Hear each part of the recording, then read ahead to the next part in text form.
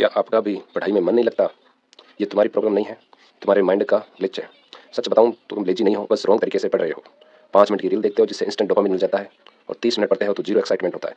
Brain बोलता है भाई ये तो बोरिंग है, स्किप करो। और टॉपर क्या करता है? वो मोटिवेशन का वेट नहीं करता, वो सिस्टम बना देता है। आज हम ऐसा ही एक सिस्टम क्रिएट करेंगे जिससे बोर्ड में 90% प्लस मार्क्स आएंगे। तो चलिए शुरू करते हैं। हम आपके लिए लेके आए हैं बोर्ड में 90% प्लस मार्क्स लाने का एक 10 महीने का मास्टर प्लान। इस पर चल के आप गारंटीड बोर्ड एग्जाम्स में 90 प्लस स्कोर कर पाएंगे। कि क्या इंटेलिजेंस व्यक्ति ही सब कुछ होता है? क्या इंटेलिजेंस या बुद्धिमत्ता ही सब कुछ होती है? ऐसा नहीं है। इंटेलिजेंस आदमी पढ़ता है नहीं पढ़ता, इंटेलिजेंस आदमी की ग्रोथ ऐसे होती है जैसा कि आप देख रहे हो। इंटेलिजेंस आदमी हमेशा और फिर लास्ट में आखिरी वक्त में से डाउन जाएगी, नीचे जाएगी। लेकिन एक कंसिस्टेंस आदमी जो लगातार निरंतर अपना अभ्यास जारी रखता है, उसकी ग्रोथ ये होती है। यानी 90% के लिए डेली कंसिस्टेंसी जरूरी है, होशियारी जरूरी नहीं है। रोज 2 से 3 घंटे की निरंतर मेहनत और आप 90 प्लस स्कोर कर पाएंगे।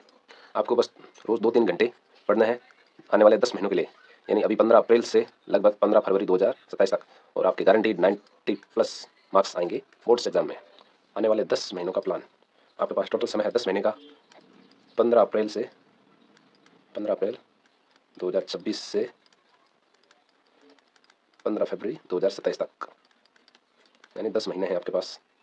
टोटल 10 महीने। इन 10 महीनों में इन 10 महीनों को हम 3 ब्लॉक्स में डिवाइड करेंगे। ब्लॉक 1, ब्लॉक 2 और ब्लॉक 3। ब्लॉक 1 में अप्रैल से अगस्त 2026 तक लेंगे। ब्लॉक 2 में सितंबर से नवंबर 2026, और इसमें दिसंबर 2026 से फरवरी 2027 तक। फेज़ 1 5 महीने का है, फेज़ 2 3 महीने का और फेज़ 3 3 महीने का। 3 फेज प्रिपरेशन पैनल को अलग डिवाइड करते हैं। फेज़ 1 में बेसिक स्ट्रॉन्ग करने हैं। अप्रैल अगस्त तक एनसीईआरटी को लाइन बाय लाइन पढ़ना है। सिर्फ आपको एनसीईआरटी को लाइन बाय लाइन पढ़ना है। हर चैप्टर के नोट्स बनाने हैं, जो इंपॉर्टेंट चीज़ें हैं वो लिखनी है, और जो बेसिक्स और आसान कॉन्सेप्ट है उन्हें क्लियर करना है। याद रखें, रट्टा नहीं लगाना है, समझना है। फेज़ 2 में प्रैक्टिस और एप्लीकेशंस। सितंबर से नवंबर तक आपको पिछले साल के सवाल हल करने हैं, और सैम्पल पेपर या मॉडल पेपर आपको सोल्व करना है, और वीक टॉपिक्स को इंप्रूव करना है। जब आप मॉडल पेपर करेंगे तो आपको अपने वीक टॉपिक्स पता चलेंगे, फिर आपको अपने वीक टॉपिक्स पर काम करना है। और थर्ड और फाइनल फेज में आते हैं रिवीजन और टेस्ट मोड। इसमें दिसंबर से फरवरी तक आपको फुल सिलेबस जो आपने पढ़ा है उसका 2-3 बार रिवीजन करना है, और आपको जो भी मॉडल टेस्ट बुक आती है उसमें टेस्ट देने हैं। इस समय का प्रबंधन भी हो जाएगा कि फेज वाइज आपके क्या क्या उद्देश्य होने चाहिए। फेज़ 1 इसमें फाउंडेशन बिल्ड करना, जिसके तहत आपको एनसीईआरटी की रीडिंग मारनी है अपनी बुक्स की, और बेसिक कॉन्सेप्ट क्लियर करना है। प्राइमरी गोली ये आपकी जो की रिसोर्सेज है वो एनसीईआरटी टेक्स्ट बुक्स होगी आपकी, और आउटपुट के तौर पर आपको खुद के नोट्स लिखने हैं। फेज़ 2 में जो भी आप इस दौरान आपने गलतियां की उनको सुधारना है। पिछले साल के पीवाईक्यू और मॉडल पेपर या सैंपल पेपर आपको यूज करने हैं, और अपने वीक टॉपिक्स की लिस्ट बनानी है।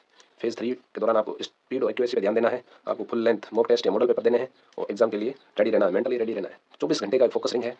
स्कूल के दिनों में 2-3 घंटे की सेल्फ स्टडी काफी है, अगर आप लगातार निरंतर बने रहें, कंसिस्टेंट बने रहें। इन 3 घंटों में आपको क्या करना है कि 1 घंटा आपको थ्योरी पढ़नी है साइंस या एसएसटी की, 1 घंटा आपको मैथ प्रैक्टिस में देना है, 30 से 45 मिनट आपको इंग्लिश हिंदी लैंग्वेज में देना है, और 15 मिनट आपको उसी दिन रिवीजन करना है। याद रहे, सेम डे आपको लास्ट में रिवीजन करना है। ये आपका 3 घंटे डेली प्लान है। संडे प्रोटोकॉल, रविवार को आपको क्या करना है? रविवार को आपको जो भी सप्ताह के दौरान आपने पढ़ा है उसका सिर्फ और सिर्फ रिवीजन करना है, और जो भी अनिवार्य टेस्ट हैं वो देने हैं आपको, और वीक सब्जेक्ट पर एक्स्ट्रा फोकस आपको इस दिन करना है। मंथली सिस्टम में आपको क्या करना है? यानी मंथ के आखिर में आपको हर महीने 1-2 सब्जेक्ट पूरे करो। यानी आपको हर महीने 1 या 2 सब्जेक्ट को लेकर चलना है, और उसे महीने के अंत तक पूरा करना है, और अंत में एक रिवीजन टेस्ट भी लो, रिवीजन करो, उसका टेस्ट दो। मैथ के लिए आपको रोज प्रैक्टिस की आवश्यकता होगी। रोज 1 घंटा प्रैक्टिस आपको बेहतरीन से बेहतरीन मार्क्स लाएगी, और मैथ में आपको पता है 100 में से 100 मार्क्स भी आते हैं। तो ये मैथ जो है वो सबसे हाई स्कोरिंग सब्जेक्ट होता है। आप अपने हिसाब से अलग से कॉपी में फॉर्मूले बनाओ, फॉर्मूले अपने कॉपी में लिख लो, हर चैप्टर के 20 से 30 सवाल सोल्व करो।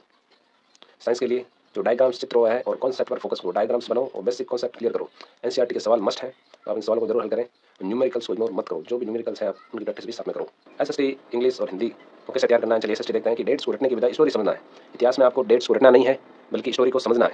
ज़्यादा से ज़्यादा मैप्स की प्रैक्टिस करनी है, वर्ल्ड्स मैप, इंडिया मैप, इनकी ज़्यादा प्रैक्टिस करनी है, और क्विक रिवीजन के लिए आपको शॉर्ट नोट्स बनाने हैं। जैसा कि हमने आपको पहले बताया, आपको शॉर्ट नोट्स पर ध्यान देना है। इंग्लिश और हिंदी लैंग्वेज या संस्कृत के लिए आपको क्या करना है?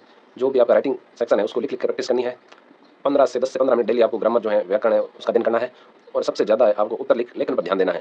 जितना आपको आता है उसको आप बेहतर ढंग से कैसे लिख पाएंगे, इस पर आपको ध्यान देना है। टॉपर बनाम एवरेज स्टूडेंट हैबिट मैट्रिक्स। एक एवरेज स्टूडेंट की गलतियां और एक टॉपर के गोल्डन रूल्स। ऐसे क्या तरीके हैं जो एक टॉपर अपनाता है लेकिन एवरेज स्टूडेंट उसमें गलतियां करता है?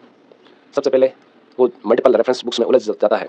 यानी वो एक सब्जेक्ट के लिए 2-3 किताबें पढ़ता है, इधर उधर से नोट्स लाके पढ़ता है। आखिरी 2 महीनों पर डिपेंड रहता है कि आखिर के 2 महीने में जमकर तैयारी करूंगा, जमकर पढ़ूंगा। सिर्फ थ्योरी पढ़ता है लेकिन नोट्स नहीं बनाता। और सोशल मीडिया एडिक्ट। टॉपर क्या करता है?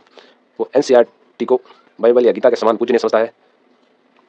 10 महीने लगातार पढ़ाई करता है, रोज थोड़ा थोड़ा करके पढ़ता है, रोज प्रैक्टिस करता है, और खुद के नोट्स रेडी करता है। सबसे बड़ी चीज़ है कि वो अपने खुद के नोट्स खुद बनाता है, और मोबाइल का जो डिस्ट्रैक्शन होता है, सोशल मीडिया का जो डिस्ट्रैक्शन है, उसको कंट्रोल करता है।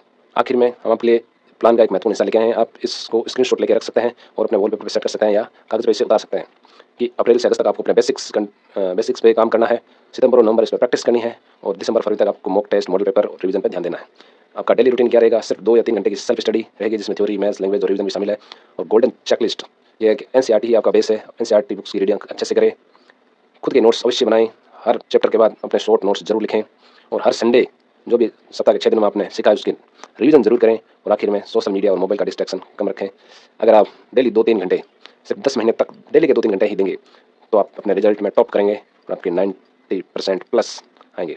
उम्मीद है आपको ये वीडियो पसंद आया होगा। लाइक ज़रूर करें, वीडियो को कमेंट जरूर करें और हमारे चैनल को सब्सक्राइब करना बिल्कुल भी ना भूलें। धन्यवाद।